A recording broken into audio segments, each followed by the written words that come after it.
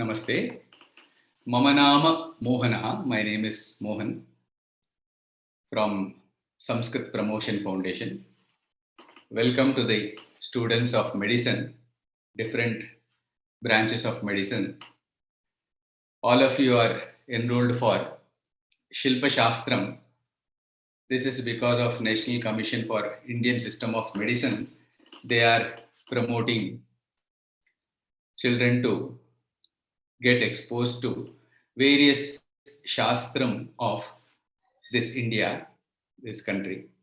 Shastram itself is an interesting word. It is a Sanskrit word.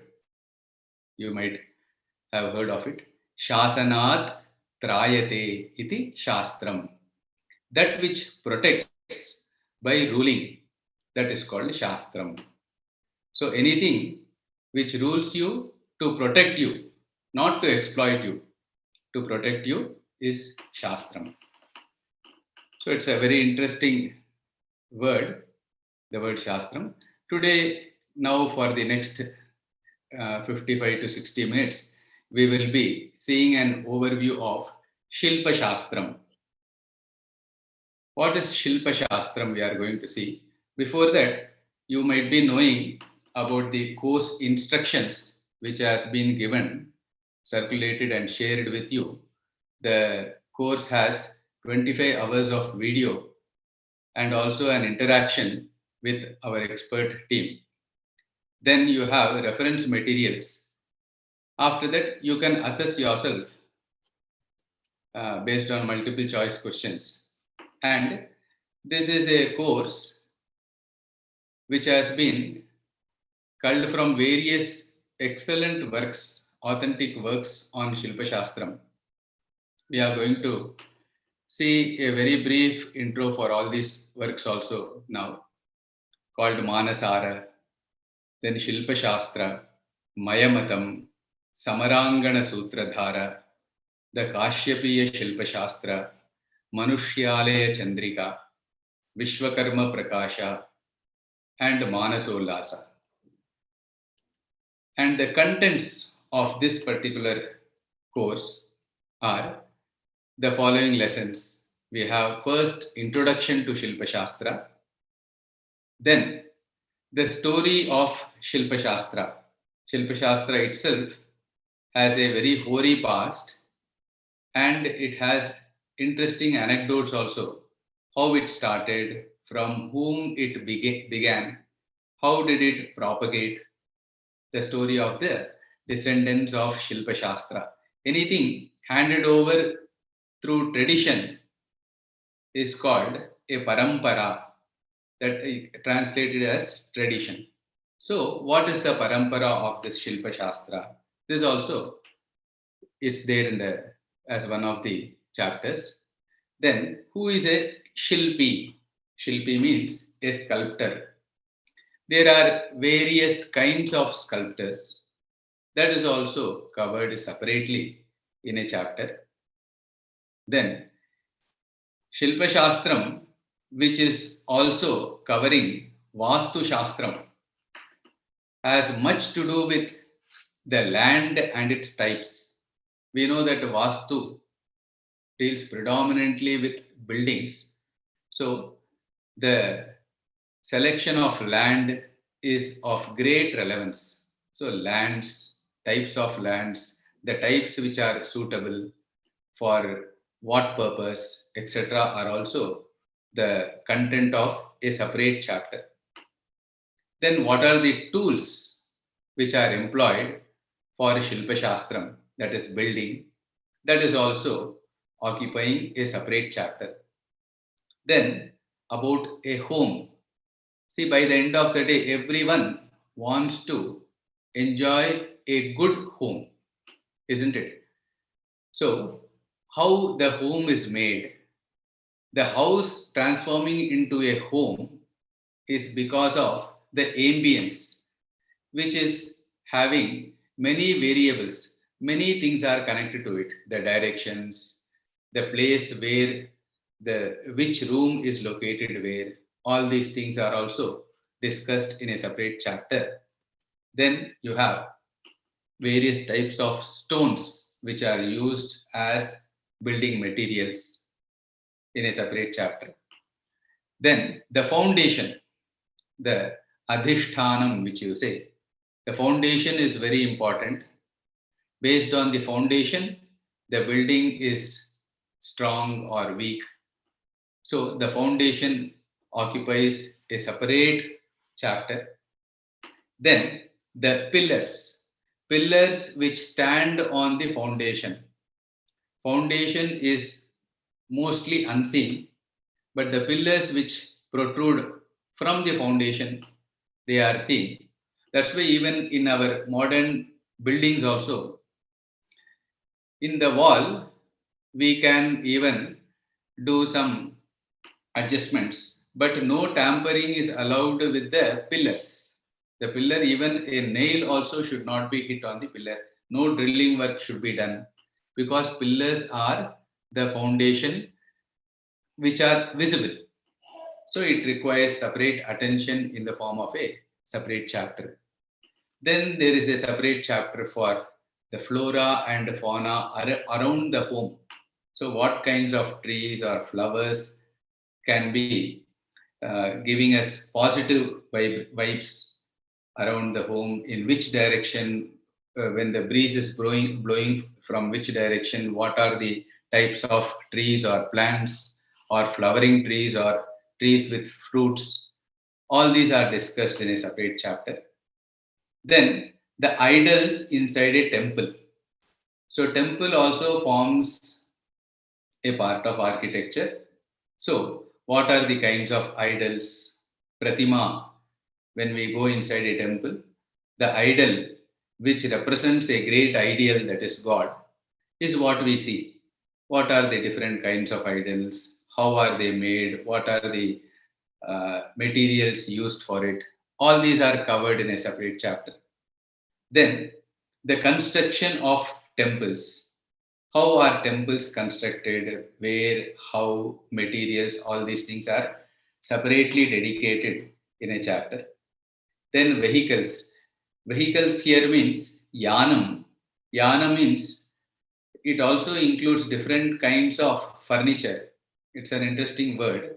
The chapter discusses in great detail what are the kinds of furniture or vehicles which can be used for domestic purposes.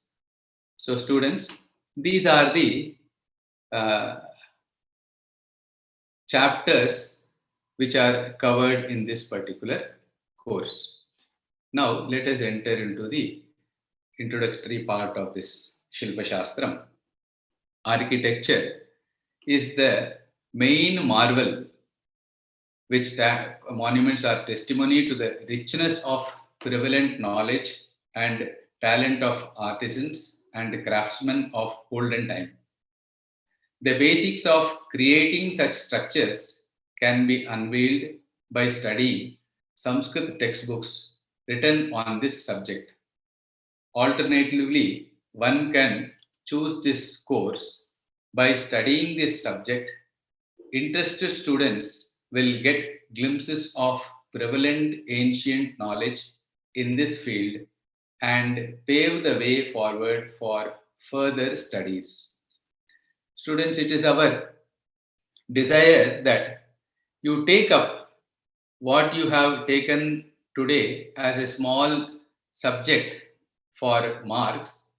Slowly, it can be developed as a hobby, as interest, as pastime, and hopefully a good field of research also, because so much content is there which cry for attention.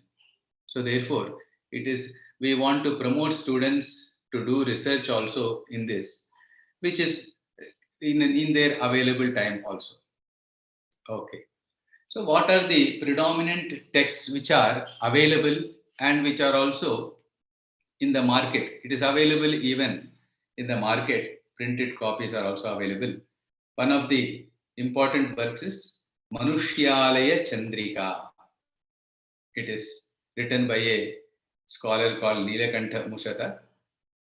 It is having 7 chapters and it spans for 210 verses. A verse is a small shloka. For example, you might have heard many shlokas, you might have chanted many shlokas like Shuklam Varadharam Vishnum Shashivaranam Chaturbhujam Prasanna Dhyayet Sarva Vikhnopashantaye. So any shloka is set to a particular metrical form. So all our technical works were written in the form of verses. This is something phenomenal because, see, the textbooks are made to be memorized by the children at their malleable age. Even as they are young, they memorize books. How do they memorize? If it is in the form of sentence, it's quite difficult to memorize also and to retain also. But if they are set to a particular pattern, a meter, or a song, children catch up very quickly and it is retained also with great comfort. So that is the way all the works, predominantly even technical works. Yeah, in fact, the students of Ayurveda, especially who are attending this program, you might have seen the great works like Charaka Samhita, Sushruta Samhita, Ashtanga Hridayam, etc. They are all composed in verses predominantly. Now and then, even prose contents occur, but many verses in the form of shlokas. Swastha vrittam yatodishtam yat samyak anuvartate sasama shatama avyadhi ayushana viyuchyate. Sometime, about a decade back, I heard this shloka and committed to memory. Even today, I remember it quite easily because it is set to a particular meter. So that is the beauty of the content being carried in a proper chamber, in a proper container. So that container, this Samskrita Bhasha with its chandas, meters, make learning not only easy but also interesting, musical, charming, and very attractive. So Manushyalaya Chandrika has 210 such verses. Then you have another work called Manasara Shilpa Shastram. The word Shilpa Shastram itself indicates the content of the work. Manasara is the name of the author who has written this work, and it contains a whooping 5,100 verses and it has 70 chapters. It is a huge work and it covers many aspects of Shilpa Shastra. This is another important work. Then you have Manasollasaha. This is by a king called Someshwara. It has 75 chapters and 2,500 verses. Then, very important and very antique work, very old work, authoritative work is Maya Matam. Mayaha is a very famous character in our Puranas. Mayasura he is called. Though he is an Asura by birth, we have many Asuras who lived a very noble life. For example, Prahlada. Prahlada was born in an Asura family, but his life is a life of exemplary devotion. There are many such Asuras whose life is an example. So Mayasura is one such person, an interesting character. In fact, he is supposed to have helped the Pandavas also to build Indraprastha. So he has authored a work called Maya Matam. It has 36 chapters covering the content of architecture in about 3,300 verses. Then you have another important person called Vishwakarma. He is also a very great, well-known sage. He has written a work on Vastu Shastram or Shilpa Shastram called Vishwakarma Prakasha. It again contains more than 1000 shlokas or verses divided into 14 chapters. Then you have a magnum opus, that is a very huge work written by King Bhoja.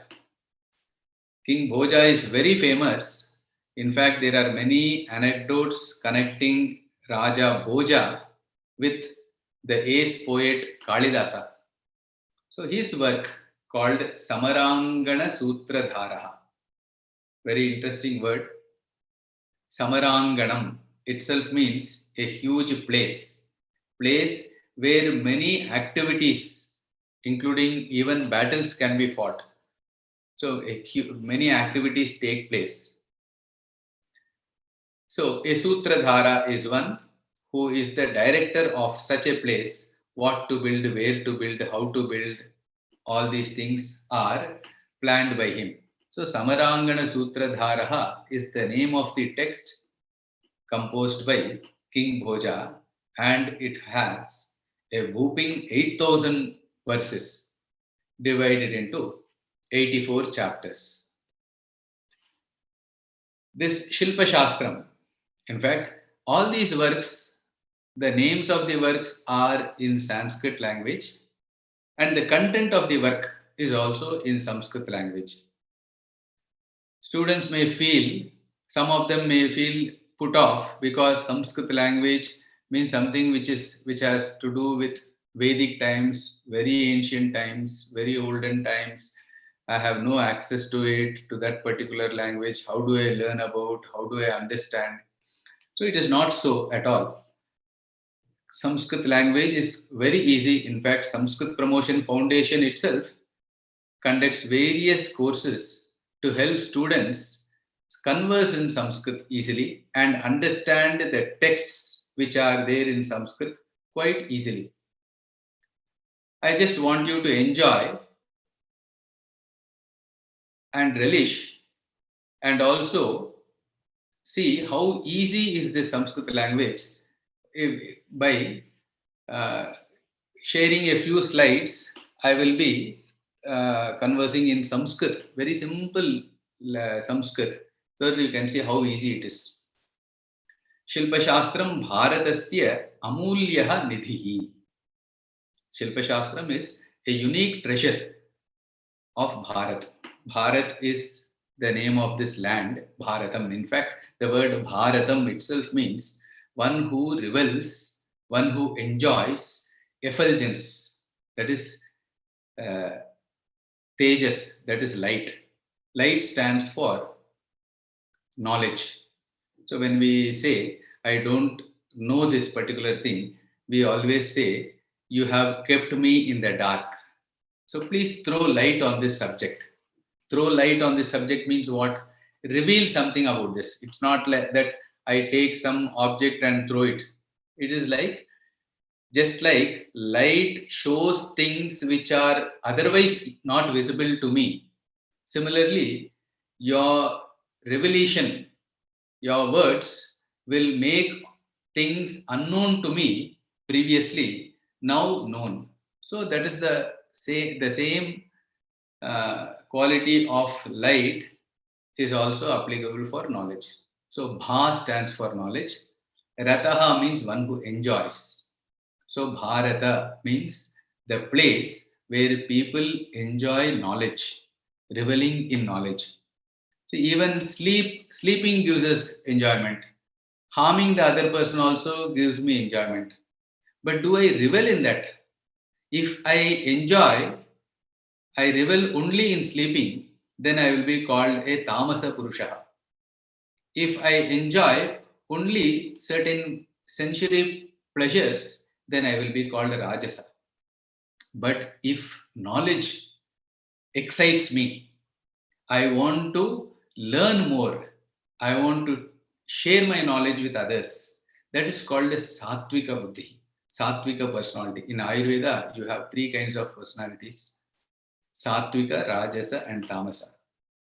So in Bhagavad Gita also, there are many a couple of chapters at least which deal with these three gunas. Gunatraya Vibhaga Yoga, it is called. There, this sattva urdhvam gachanti sattvasthaha madhye tishtanti rajasaha jaghanya gunavrittisthaha adho gachanti tamasaha. Krishna says, sattva gunam helps us to rise higher, actually. We can see those who have an inclination for knowing many things, they climb the corporate ladder very easily. Even career-wise, we see those who have more inclination for knowing things, they are always more supreme and they rule the others. So, this pursuit of knowledge has always gained promotion in this land. That's why this land itself is called Bharatam. And Shilpa Shastram is one such branch of knowledge. Shilpa Shastram Bharatasya Amulyaha Nidhihi. It's a priceless treasure. And Apurvaha, it is unique also because you don't find such a flourish of literature in this particular branch or many such branches outside anywhere.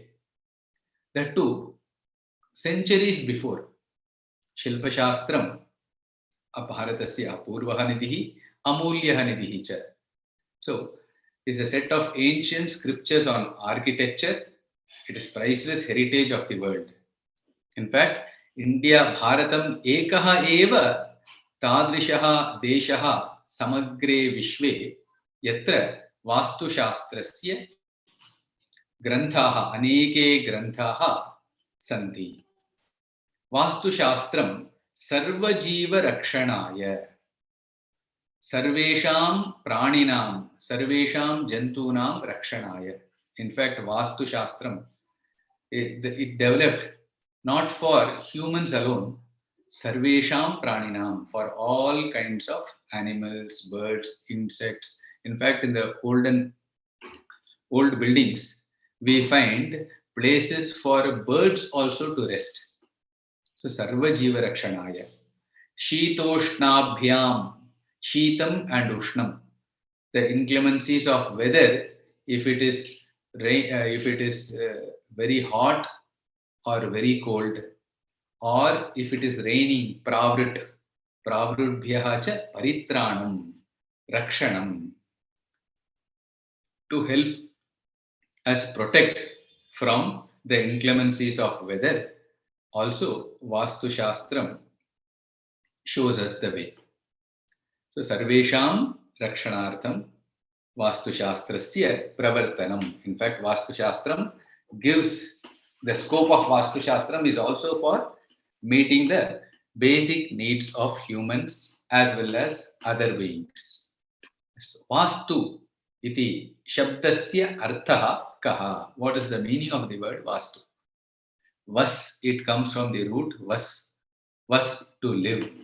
Vasanti Praninaha Yatra. Vasanti Pranino Yatra. If you split it, it becomes Vasanti Praninaha Yatra. Yatra Yasmin Sthane Praninaha Jantavaha Jivaha Vasanti Vasam Kurvanti. The place where all the living beings reside.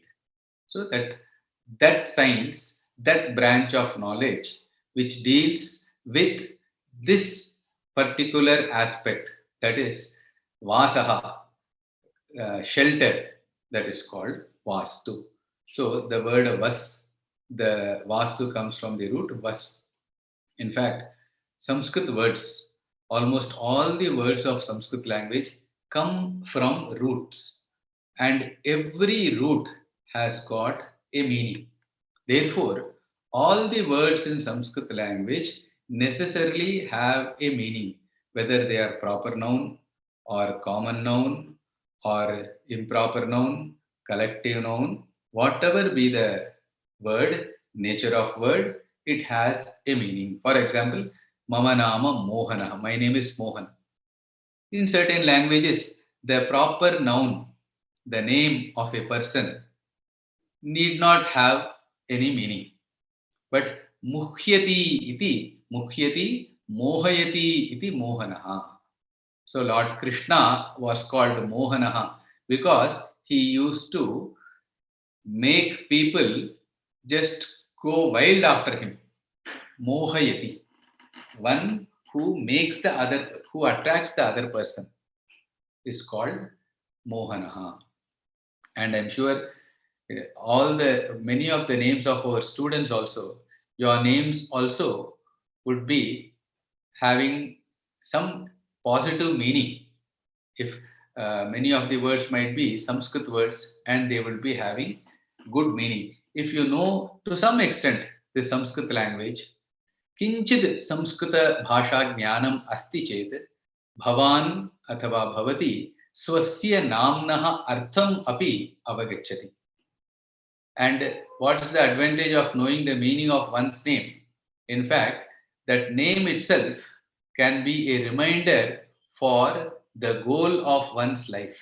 That's how our names have been selected and we are named in such a way so that we can progress in our life.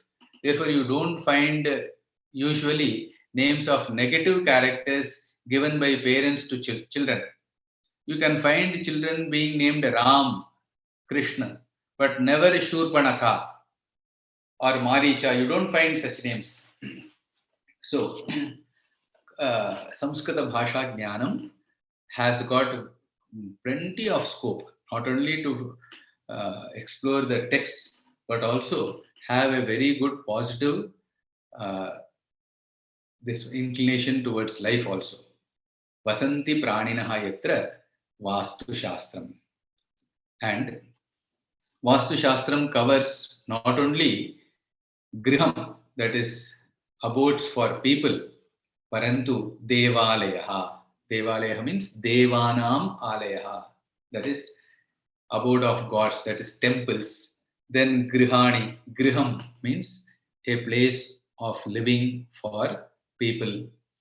And Jantu Shalaha, for animals also. Ityadinam Nirmanam Auchityam Parimanaha Etat Sarvam Vastu Shastram Bodhayati. Vastu Shastram deals with the construction of all these kinds of abodes and also how they should be conducted, what is their scope and what is their nature and what should be the measurement also. Parimanaha means manam means measure. These are all discussed in Vastu Shastra. And in fact, the greatest Vastu, quite interesting, is Bhumihi. Bhumihi is the place, the only planet which sustains life we all know is Bhumi. Nearest to Bhumi is this Mars, which the scientists say there also some water bodies are located. So life may be there in that particular planet also. But Bhumihi, because of its optimal distance from the sun, it supports life very much. That's why Bhumireva Alambanam it is said. So wherever we go, our Alambanam support is Bhumihi. In fact, there is an interesting Subhashitam which says Bhumus Kalitapadanam Bhumireva Lambanam. Suppose you slip and fall on you slip on the ground and fall on the ground itself is your substratum. It alone is your support. This forms a half of an interesting shloka. The other half says, Bhumaus Kalitapadanam Bhumirevavalambanam Tvaijata Paradhanam Tvameva Sharanam Mama. A devotee addresses goddess Parvati saying, by mistake, if I had committed any offense by not following dharma or anything inadvertently, unknowingly, O goddess, please forgive me, because even if I am taken to any offenses, you are only my Sharanam. just like Bhumau Skalitapadanam Bhumirevavalambanam.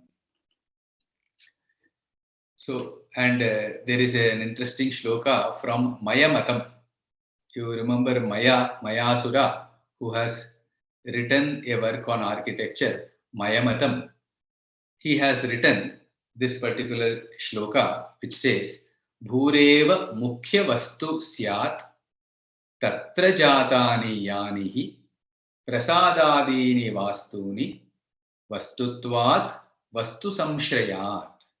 That is, because all the things and beings are residing on Bhumihi. Bhuhu eva mukhya vastu. Bhureva. If we split it, you get it as Bhuhu plus eva. Bhuhu eva mukhya vastu. That is the main vastu. Vastu means that which supports, that which is an object, the object. Tatra jatani yanihi. Every creature is born in that bhumi, in that bhu.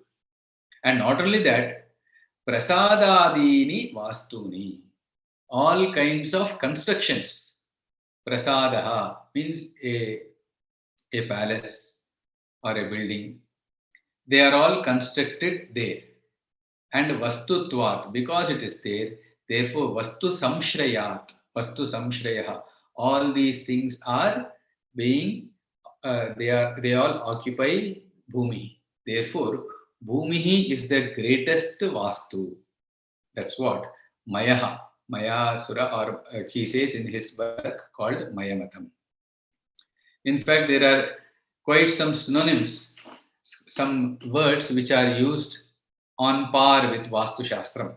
Vastu Shastram or Vastu Vidya. Vidya means knowledge. Shilpa Shastram. Sthapatya Vedaha. The word Vedaha also means knowledge. All these come under Vastu Shastram. There are many kinds of arts also which are included in Vastu Shastram. There are, whenever we speak of arts, famous Chatushashti Kalaha is to be remembered. Chatushashti means 64. Chatuhu 4, Shashti 664. 64 arts are mentioned. In fact, 64 types of internal and 64 types of external arts. The external arts are enumerated in the Puranas, and 64 internal arts which are dealt by a sage called Vatsyayana, that is also mentioned in our Shastras.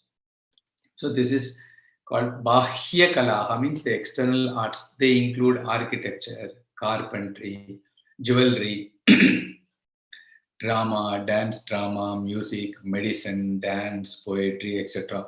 All these are covered in external arts, Bahya Kalaha, they are called. They are also called as Vastu Kala. And this Vastu Shastram, it finds a brief mention here and there in Vedas also, because Vedas are the substratum of our knowledge.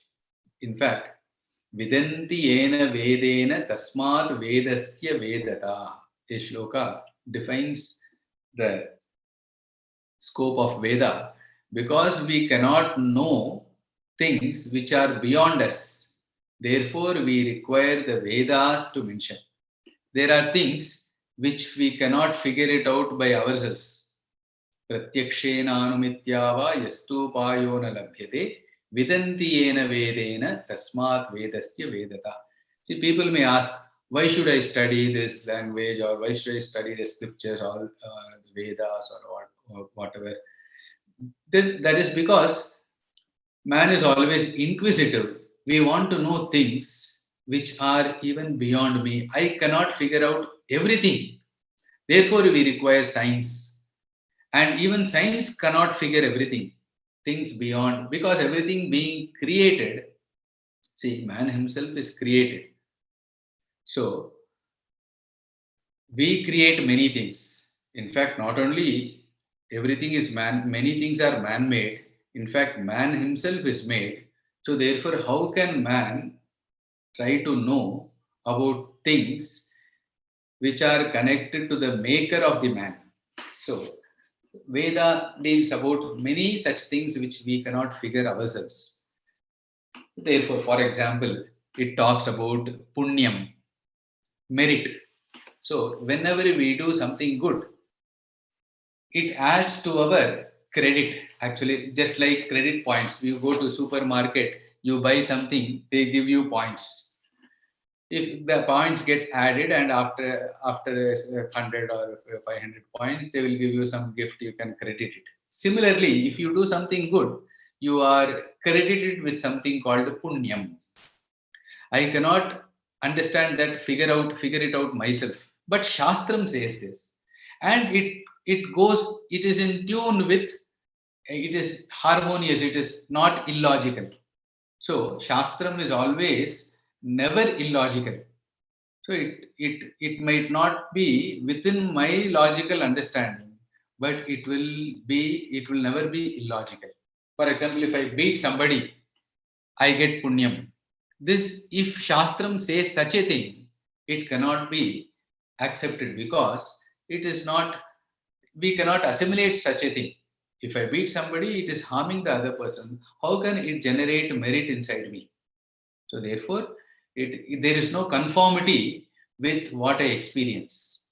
There is no, it is going against logic or against experience. So Vedaha is that body of knowledge which never goes against our experience or against logic, but which transcends logic.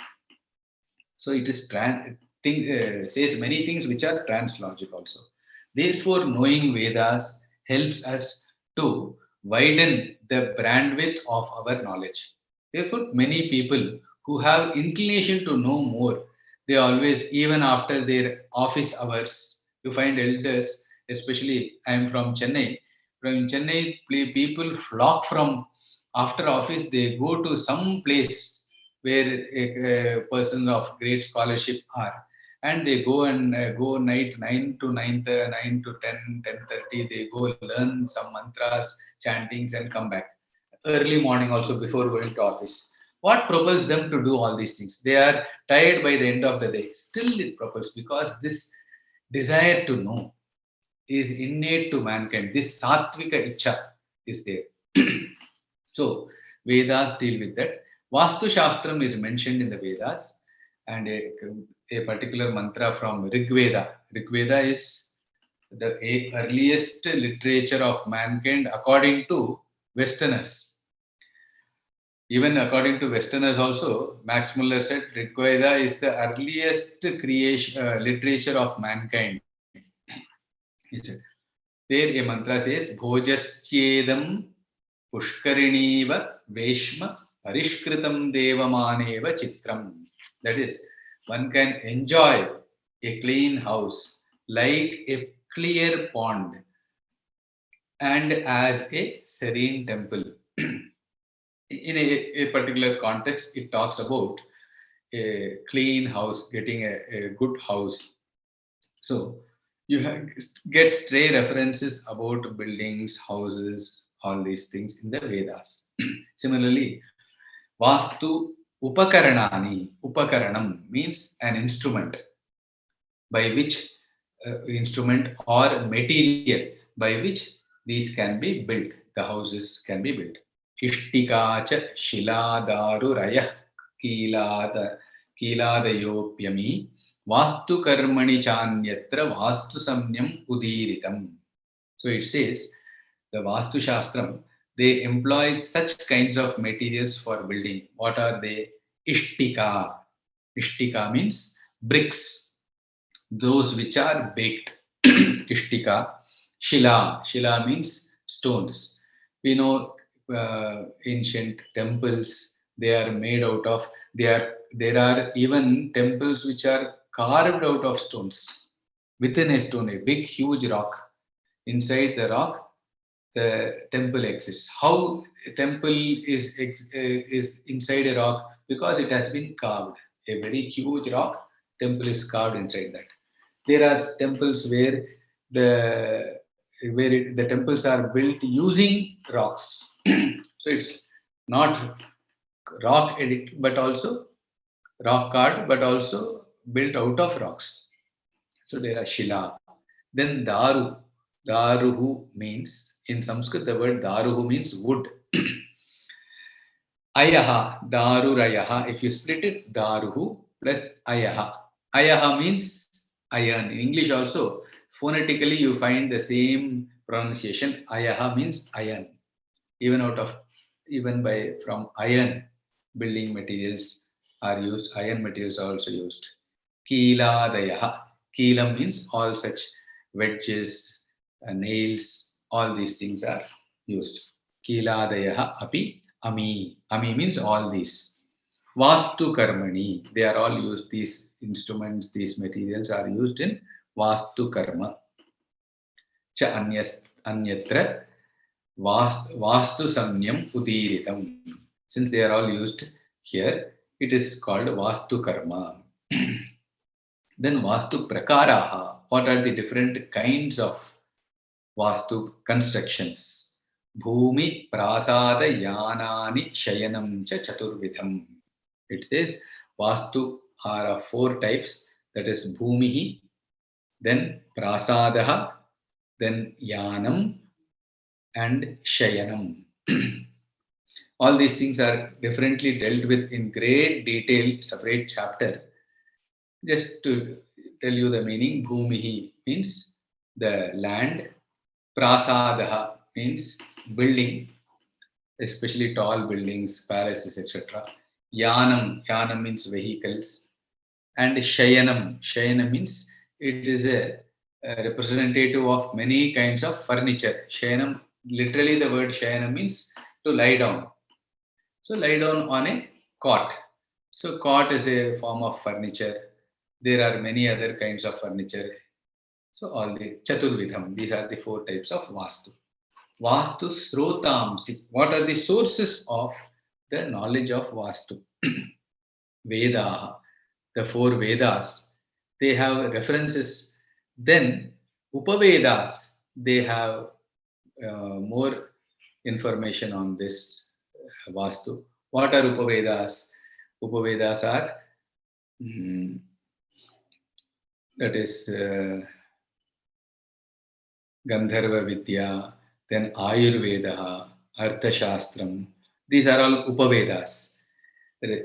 For Rig, Yajus, Sama, Atharva, you have Upavedas also. Then Puranani. There are many Puranas, popular Puranas. 18 Puranas are very popular. They all also contain the knowledge about Vastu. Apart from the dedicated works on Vastu Shastram, which we had seen little earlier, like Samarangana Sutra Dharaha, Manasollasaha, Kashyapiya, Shilpa Shastram, etc. These are also the sources where we can find some references to Vastu Shastram. Vastu Parampara. Parampara means that which has been protected by tradition.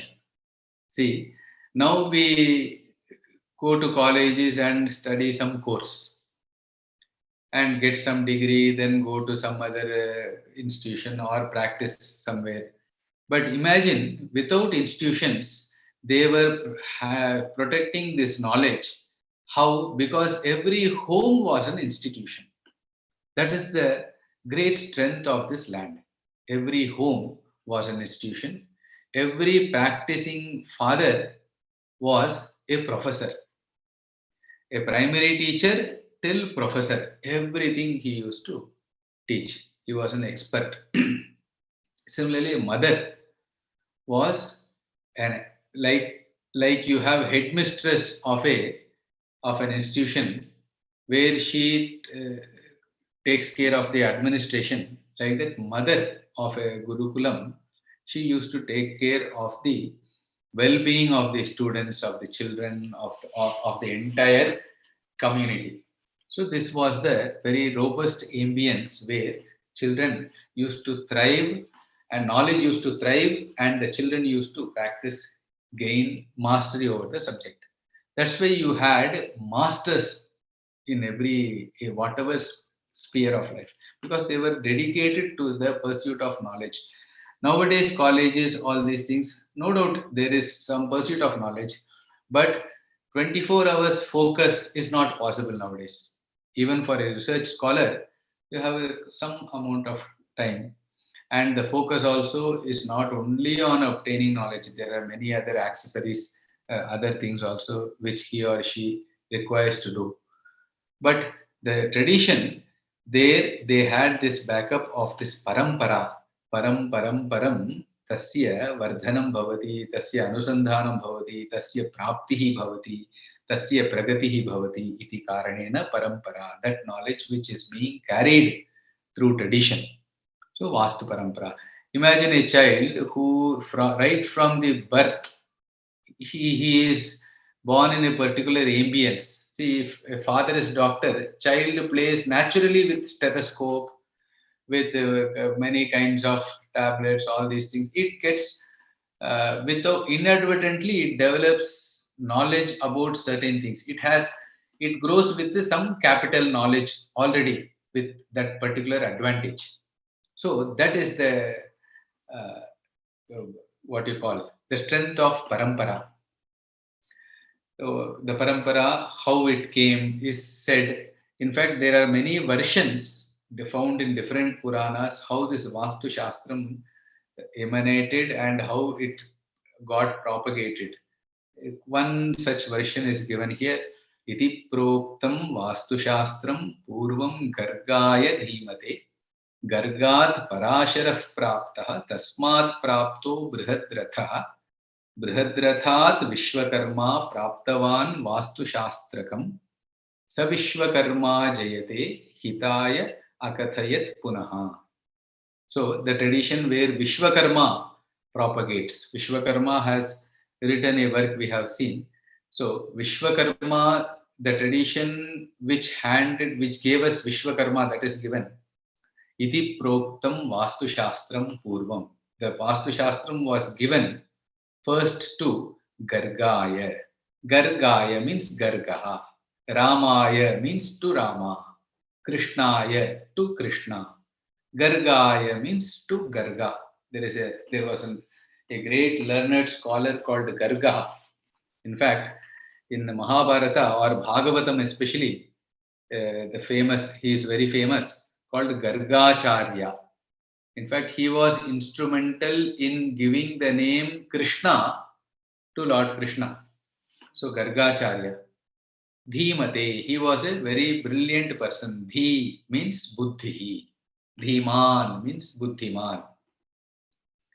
One who has dhi is called dhiman.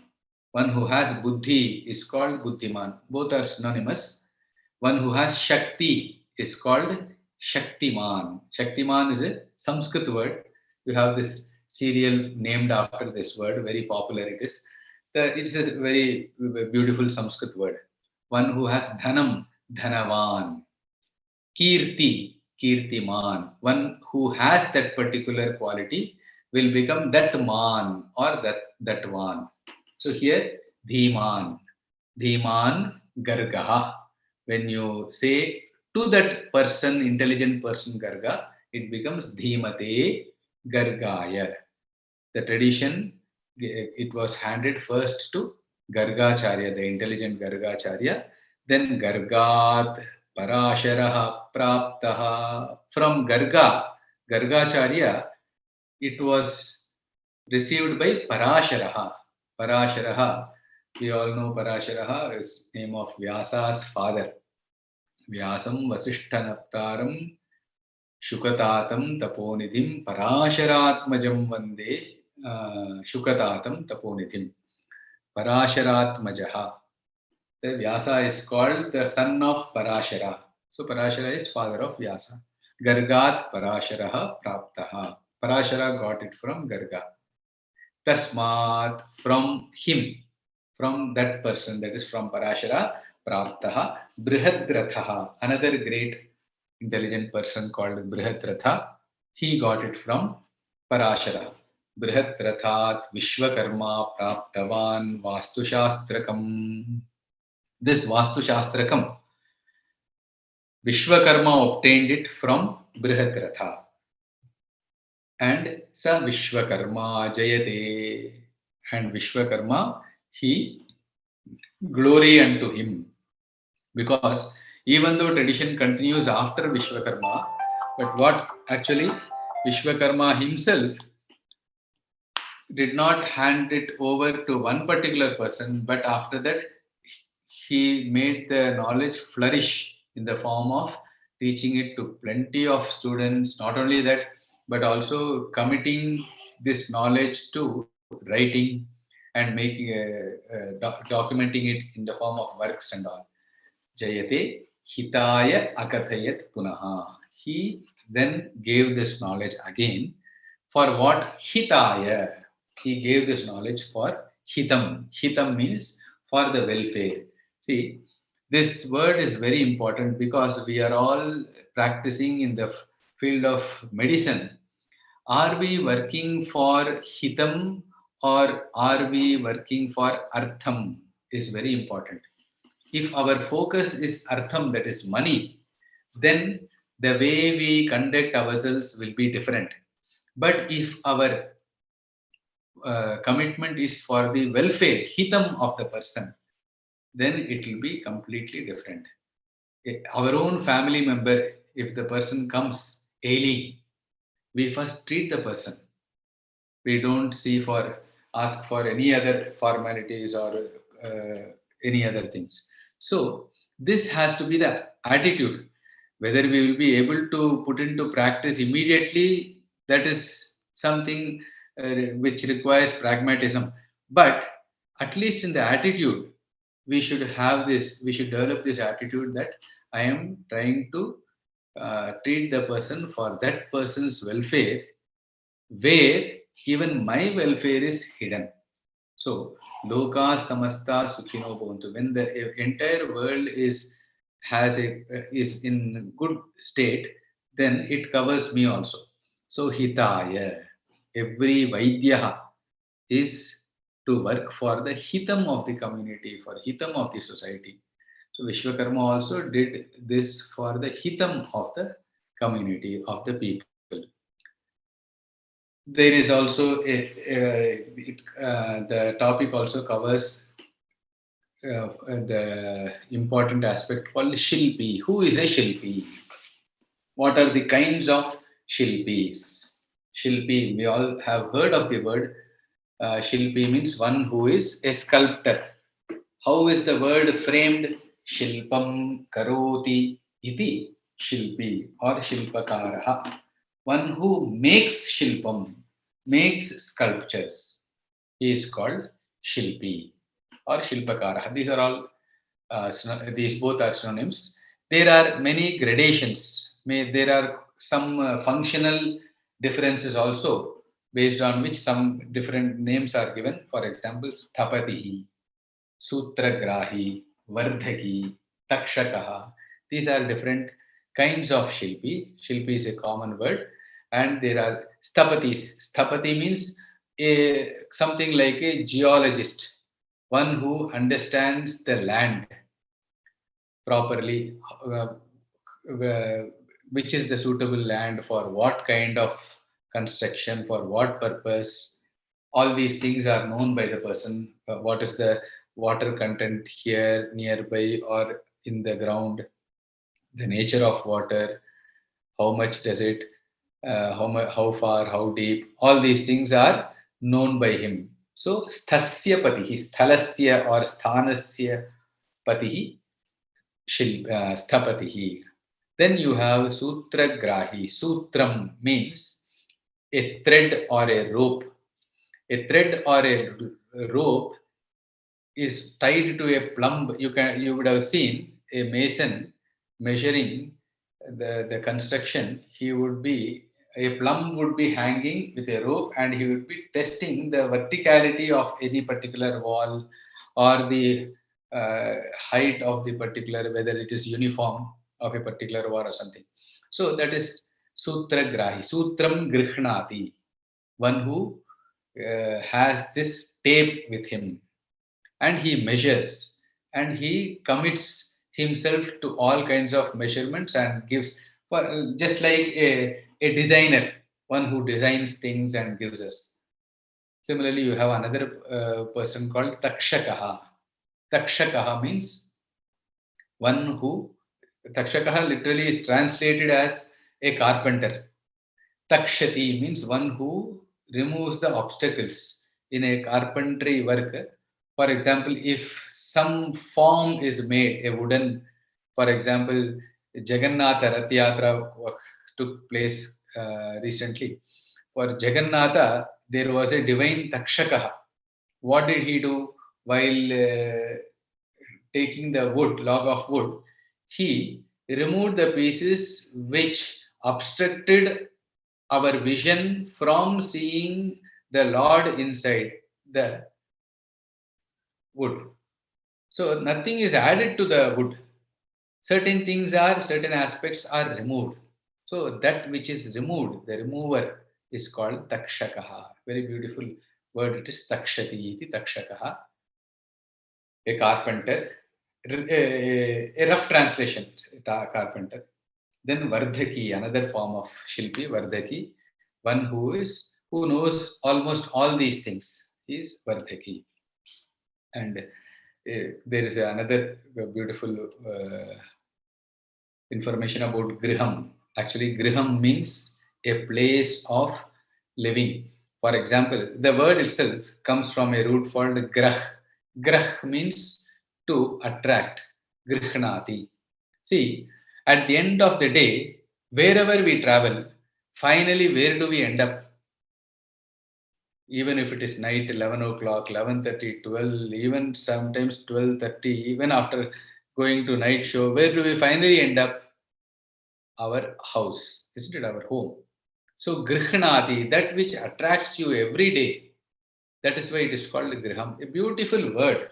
So, Griham is that place which is being occupied by you finally. And early morning you start the day and finally you come back only to Griham. If you don't have any work anywhere, you come up, land up only in Griham. So, uh, the words convey the sense actually. That is the another beauty of this language. Griham tad vividham proktam shariram tu prithak vidham shariram tu grihan nama shayya shayana chakrake. Griham. Griham is in fact this shloka says not only this house is called a griham, even this shariram. Shariram means our this body, the body which we possess. This is also called a griham. Why? Because I am residing inside this body. So whenever we say my great grandfather, he lived for 90 years and he left the body and he died. We say he left the body. He left the body means what? He was living inside the body and afterwards he got separated from the body. Body is no longer his home. So this body itself is our home. Kshamyatam. So griham. Shariram tu grihan nama shayya shayana chakrake. And 14 types of grihams are mentioned, predominantly based on the material, how it is constructed. uh, 14 types of griham. All these details are available in our course material. Because it's an overview, I am just trying to kindle your interest. And if you have not yet seriously plunged into the course material and started studying it, I would like you to go inside and see and try to decipher what is there and learn quite a lot of things. Griha prakaraha. What are the types of houses? Pashanaihi nirmitam. Pashanam means stones. Whatever is built of stones, with stones. Usually, we don't construct our home with stones, isn't it? What is constructed with stones? Mandiram. Usually, temples are constructed with stones. So, whatever temple you find, especially ancient temples, you find even today, 1,000 years, 2,000 years old temples. In Chennai, we have very ancient temples, Mahabalipuram. You have Kapalishwara Mandiram, then the Parthasarathi Mandiram. They are very ancient, 1,000 and more years old. All the structures are made of stones, pillars. In fact, pillars not much foundation also, because stone is one of the heaviest material. So it is kept in such a way that, and the slabs above them are also kept in such a way that support each other. The centrifugal force acting each other, and the weight also uh, outside the pillar, whatever is in the form of beam supports that. It has some vahanam, Simha Vahanam or Garuda Vahanam, Nandi Vahanam. The weight balances the centripetal force, and it gives it almost a lasting life. Therefore, even in earthquakes also, you might see buildings around the temple sometimes demolished, but the temples are intact, because so much of engineering is involved in that, because of this Vastu Shastra. So Pashanir Nirmitam Yattu Tad Griham Mandiram Smritam.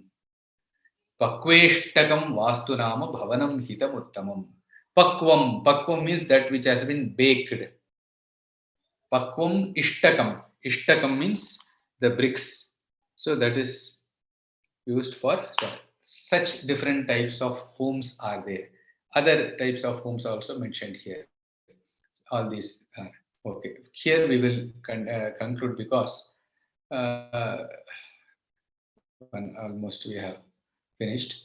Here we'll conclude. If you have any questions, you can ask now, or you can post later. We have this forum, WhatsApp group, or many other forums are there where you can share your doubts and queries also.